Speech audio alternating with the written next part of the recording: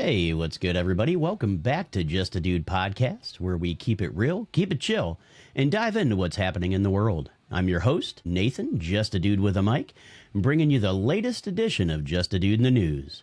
We're covering the top stories from April 25th to May 2nd, 2025, and man, it's been a wild week. From protests to tariffs, breakthroughs in science, we've got a lot to unpack. So grab a coffee, kick back, and let's get into it. All right, let's start with the big one. May Day, May 1st, 2025, saw thousands of people hitting the streets across the U.S. for protests that were all about pushing back against the Trump administration's moves. These weren't your typical labor rallies. Folks were fired up about immigration policies, workers' rights, and what some are calling an anti-worker agenda. From Chicago to small-town city halls, the demonstrations were part of a decentralized movement called 50501. Which started on Reddit back in January. Organizers say they're fighting against deportations without due process and threats to federal agencies. What's crazy is how diverse these crowds were. You had people like Allison, a 35-year-old mom from a conservative Christian background, marching because she feels Trump's actions don't line up with her values anymore. That's a big shift. But one of maybe not many. Protesters were also marking the 250th anniversary of the Revolutionary War's start, tying their cause to standing up against overreach. But it wasn't just big cities. Small towns and Trump-supporting areas saw action too, which shows how deep this frustration runs. Now, not everyone's on the same page. Some folks see these protests as overblown or disruptive, especially in areas where Trump's policies have strong support.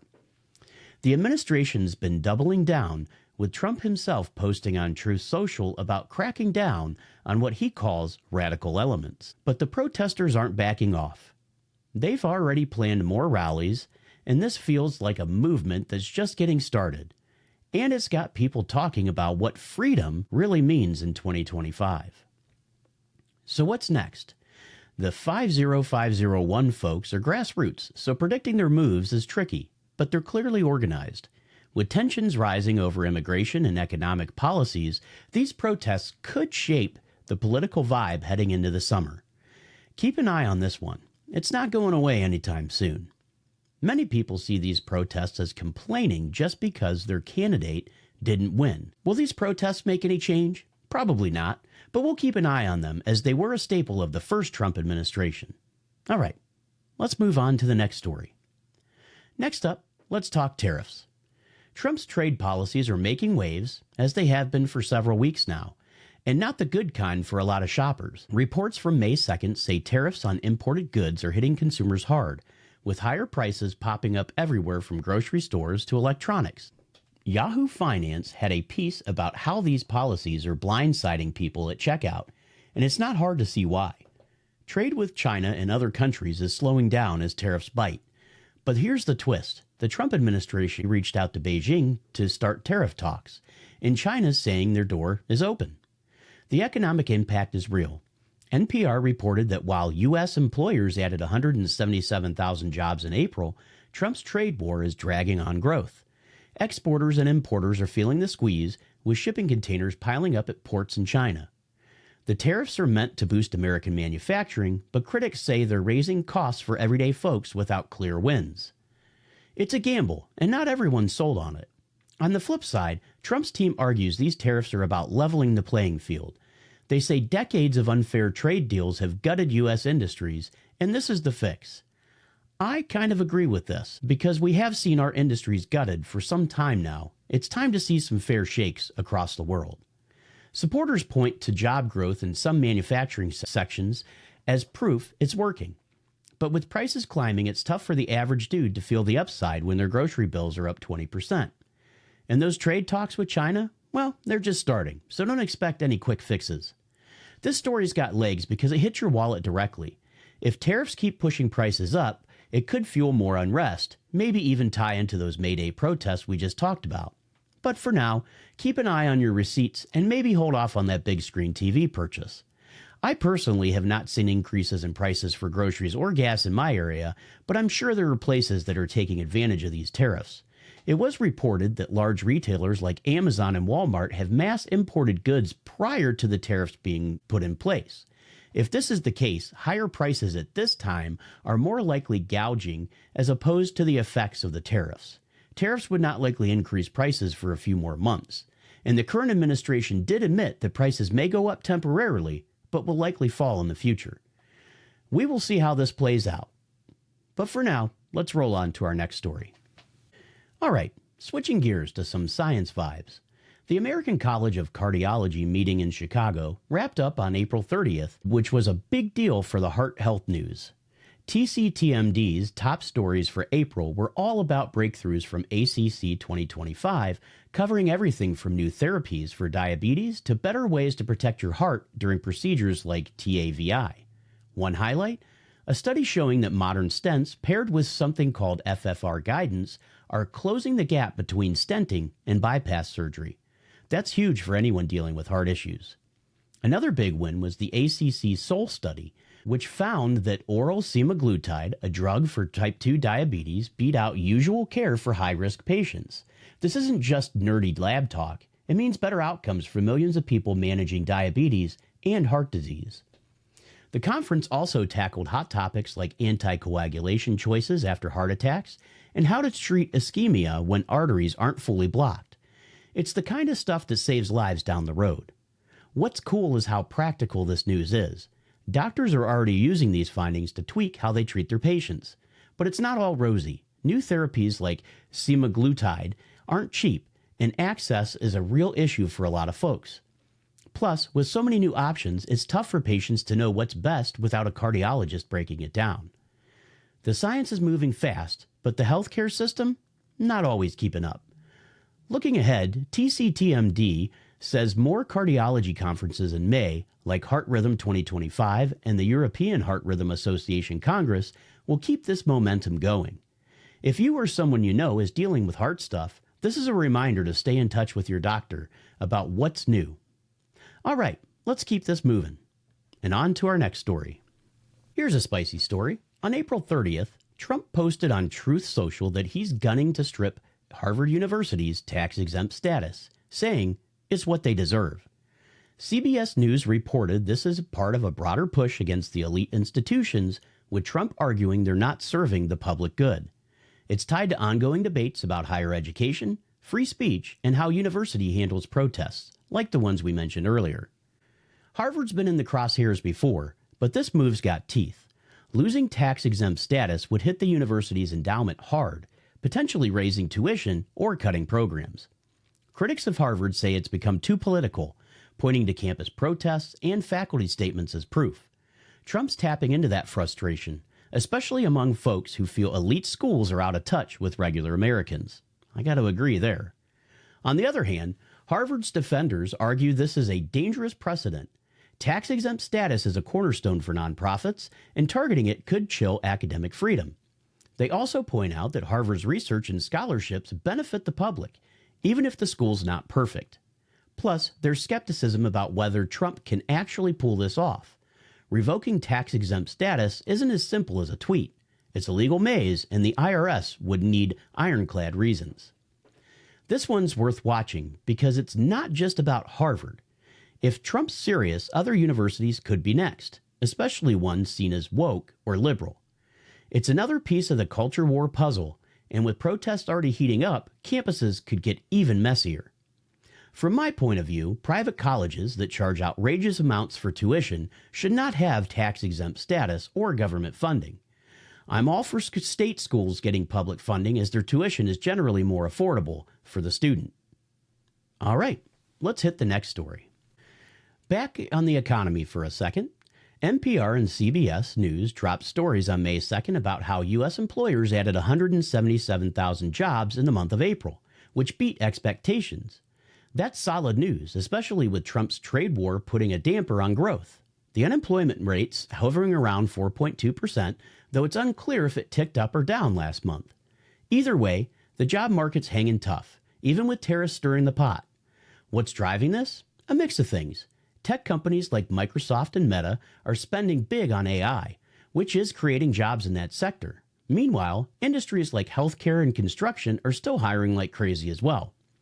But it's not all sunshine. Some economists say the trade war is slowing down manufacturing and retail, which could hit jobs later.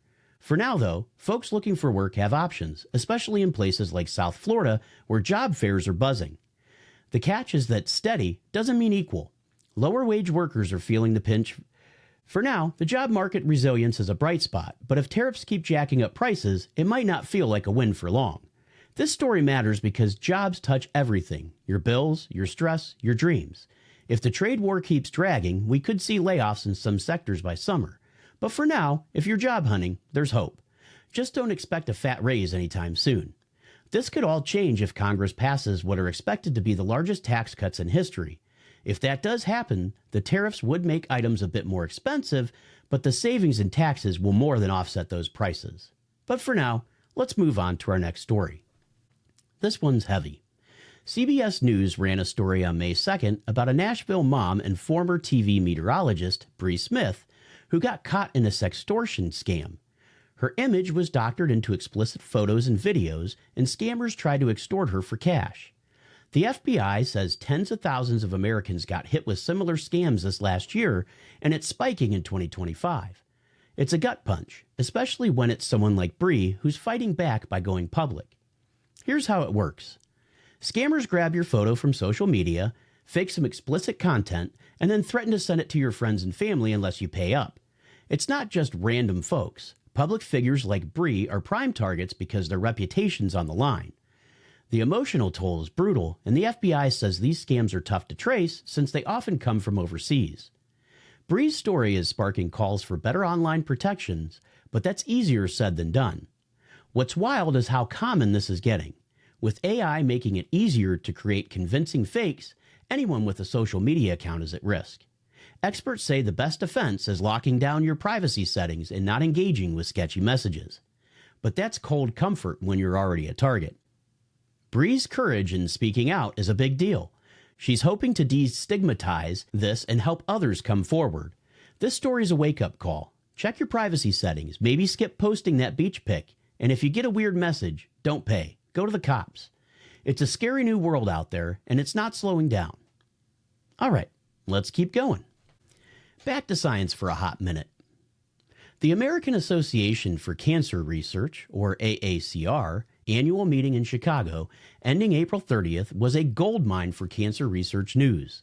Over 22,000 people showed up, and the big takeaway was AI's growing role in fighting cancer.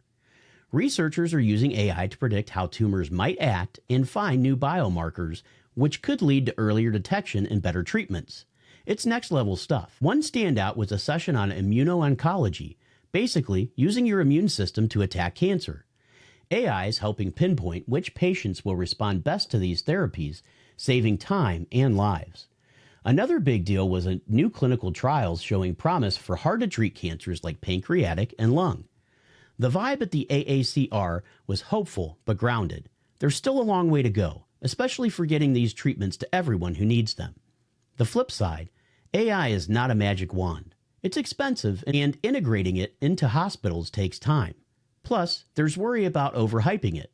Some researchers warn that AI is only as good as the data that it's trained on, and that's a fact. If the data's biased or bad, you get wonky results. Still, the progress is legit, and it's giving patients and doctors new tools to fight back. This matters because cancer touches so many lives. If AI can help catch it earlier or make treatments less brutal, that's a huge win. The AACR's crew's already hyped for next year's meeting in San Diego, so expect more breakthroughs. But for now, let's check out our next story. Over in South Korea, acting President Han Duk-soo's making moves. On May 1st, NPR reported he's launching a presidential campaign, stepping up as a conservative leader after a wild political year. Han's been holding things together since the last president's impeachment, and now he's aiming to make it official. South Korean media is buzzing about his steady hand, but he's got a tough road ahead with elections looming. Han's pitch is stability. South Korea has been through economic ups and downs, plus tension with North Korea are always simmering. He's promising to boost jobs and keep the country's tech and cultural exports, like K-pop and Samsung, thriving. But his conservative stance isn't clicking with everyone, especially younger voters who want bolder moves on climate and inequality. It's a tightrope walk. The global angle is worth noting. South Korea is a key U.S. ally, and Han's leadership could shape trade and security in Asia, especially with Trump's tariffs and China's influence in the mix. If he wins, expect a pro-business, pro-U.S. vibe. But if he stumbles, the opposition could shake things up. It's a high-stakes race, and the world's watching. This one's a reminder that politics halfway across the globe can still hit home. South Korea's economy and alliances matter, and Han's next steps could ripple out. All right, let's hit the next story. On April 30th, Israel marked its Memorial Day, called Yom HaZikaron, to honor fallen soldiers and attack victims. NPR noted it was especially heavy this year because of the ongoing war, the longest in Israel's history.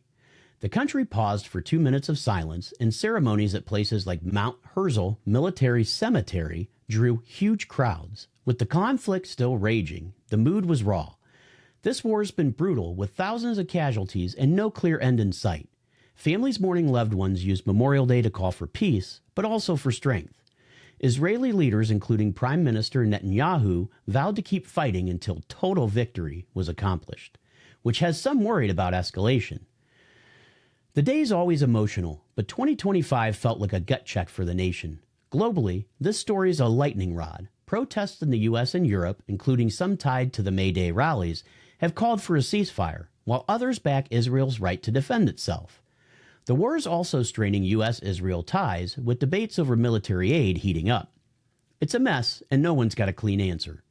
For now, Israel's focused on honoring its dead while bracing for what's next. The story's a reminder of how fast things can spiral and how hard it is to find common ground. Let's wrap up with our last story. Let's end on a lighter note. The 2025 Kentucky Derby is happening this weekend, May 3rd, and CBS News says it's got a field of 20 horses ready to run for the roses. It's the first leg of the horse racing's Triple Crown, and the hype's real. Think fancy hats, mint juleps, and a whole lot of betting. The Derby's a cultural staple, and this year's shaping up to be a banger. The favorite's a colt named Fierceness, but the Derby's known for upsets, so don't sleep on the long shots. Churchill Downs is expecting over 150,000 fans, and the economic boost for Louisville is massive. Think millions in tourism and betting. Trainers and jockeys have been prepping for months, and the stories behind each horse, from a family-owned stables to big money syndicates, add some heart to the race. What's cool is how the Derby brings people together. You've got everyone from blue-collar bettors to billionaires sipping champagne in the same stands. It's not all roses. Animal rights groups are still raising concerns about horse safety, and the sport's had to tighten regulations after past scandals. Still, for one day, it's a party, and that's worth celebrating. So if you're tuning in, grab a drink and cheer for your pick. The Derby's a slice of Americana, and after a heavy news week, it's a nice breather. All right, that's our top 10. Let's wrap this up. And that's a wrap for this week's Just a Dude in the News on Just a Dude podcast. From protests to ponies, we've covered a lot of ground. And I hope you're walking away with a little more perspective on what's going down. Big thanks for tuning in. And if you're digging the vibe, drop a review or share the pod with a buddy. It helps keep the lights on. Next week, we'll be back with more stories, maybe a few laughs, and definitely some real talk. Until then, stay curious, stay chill, and keep being just a dude or a dudette. I'm Nathan with Just a Dude Podcast.